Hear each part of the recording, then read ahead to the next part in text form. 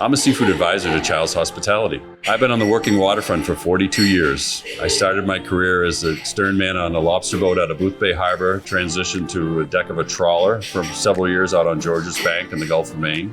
Then I came ashore and worked as a seafood buyer, salesperson, trainer, fisheries manager for the rest of my career. The oysters that Chiles Hospitality uses come from Prince Edward Island all the way to Louisiana. They're chosen specifically from the individual bay, river, farm that they come from, and this is all flavor-based.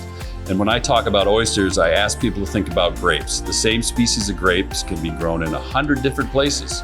And out of those 100 places, you might potentially get 10 good bottles of wine because of where they're grown, the terroir. And oysters, we call it merroir. It's got something to do with the temperature, the salinity, the minerals, and the food that's available for the oysters.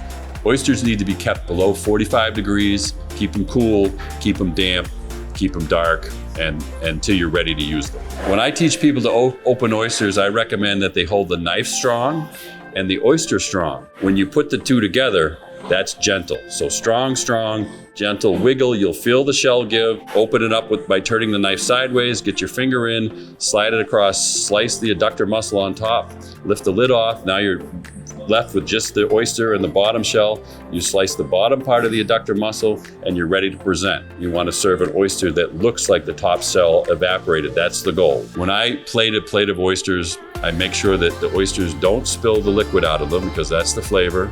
I keep them up. I try to have the hinges all pointing in the same direction, maybe towards the center of the plate. Present them on a stainless steel cupped plate or directly on ice.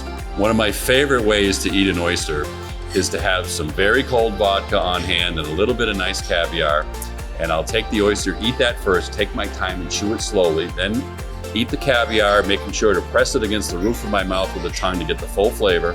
And then after that's gone, I'll clean my palate with a little bit of cold vodka that's poured right into the oyster shell, and the pairing of those flavors will blow you away.